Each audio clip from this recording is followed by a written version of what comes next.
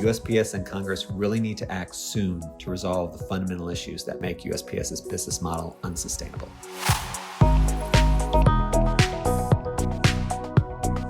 Welcome to GAO's Watchdog Report, your source for fact-based, nonpartisan news and information from the U.S. Government Accountability Office. I'm your host, Holly Hobbs. The U.S. Postal Service is one of the best-known agencies in the federal government. It's a quintessentially American institution that dates back to 1775. But during the last 20 years or so, USPS has struggled financially, with rising costs and declining revenues from mail volumes. So what's the current status of USPS's financial health, and what's being done about it? We'll find out more from GAO's Dave Morroni, who has a new report out on this issue. Thanks for joining us. Happy to be here. So Dave, what is going on with the Postal Service's financial condition? So the Postal Service is in poor financial condition, and it has been for a very long time. It has been losing billions of dollars for many years, $22 billion since FY21, and that's as mail volume continues to decline. So it's in really poor shape. It can't just be mail volume. What else is contributing to these financial losses? So it is rising expenses. Compensation for postal workers continues to grow. Other expenses continue to rise with inflation. It also has really large debt and unfunded liabilities for things like pensions and retiree health benefits, and those continue to grow as well. So what all is the Postal Service doing about this?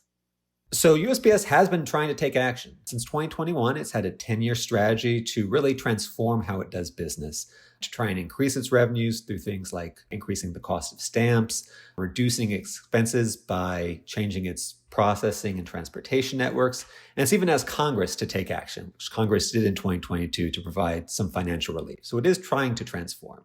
So have those efforts worked? So it's been a real mixed bag. There has been some progress. USPS has been able to increase some of its revenue and reduce some expenses, but the fundamental problem is still there. Its expenses continue to exceed its revenue. It continues to lose billions of dollars, and its unfunded liabilities and debts are still growing. So the bottom line, its business model is still unsustainable even after this strategy. So something needs to change, and soon. Are there other options for USPS? There are a lot of options, a wide range. We talked to a number of stakeholders in the postal world, and things USPS could do could keep on going with its current strategy, but make some adjustments.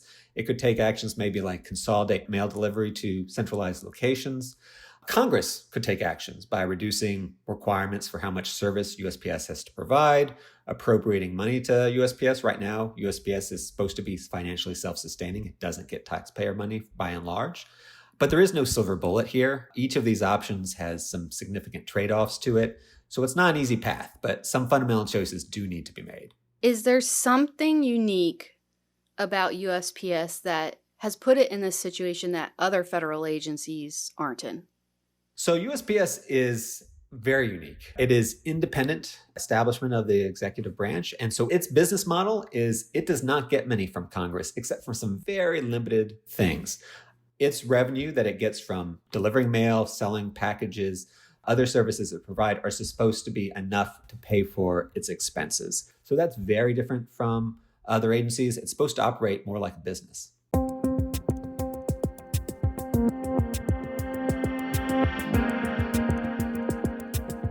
So the U.S. Postal Service has been working to improve its financial condition.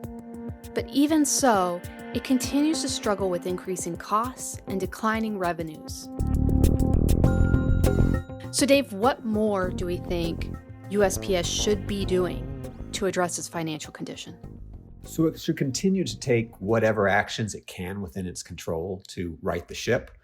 And as part of that, it does have its 10-year strategy. It recently updated that strategy, which is a good step. But when it didn't include financial projections for where it expects to be in the future, how it'll increase its revenues, how it'll reduce its expenses. Those are really important to have those type of projections, to have targets to show your progress and communicate how you're doing to Congress and to the public. So USPS really should have those in place, and we're recommending that they do that. So that's what they can do, but some of the challenges we've discussed are outside of USPS's control. Did we ask Congress to take any action? So we've previously asked Congress to consider some fundamental issues when it comes to the Postal Service, because it is outside of USPS's control. Things like the level of Postal Service that the nation requires. What are the service levels that USPS is going to have to provide? The extent to which USPS should continue to be financially self-sustaining. Are there some areas where it would make sense for Congress to provide some funding? And is the structure of USPS right now as an independent, almost business-like entity, does that continue to make sense? These are all fundamental issues that go to the heart of USPS's business model. Congress did take some actions in response to our suggestions back in 2022 as part of the Postal Service Reform Act, but we think more action is needed and soon. So we are reiterating these suggestions to Congress in this report. Last question. What's the bottom line of this report? Bottom line is USPS continues to be in poor financial condition despite all the recent efforts by the Postal Service and Congress. Time is short to get this right, so USPS and Congress really need to act soon to resolve the fundamental issues that make USPS's business model unsustainable. That was Dave Morroni talking about our new report on the U.S. Postal Service's financial condition. Thanks for your time, Dave. Thank you. And thank you for listening to the Watchdog Report. To hear more podcasts, subscribe to us on Apple Podcasts, Spotify, or wherever you listen. And make sure to leave a rating and review to let others know about the work we're doing. For more from the Congressional Watchdog, the U.S. Government Accountability Office, visit us at gao.gov.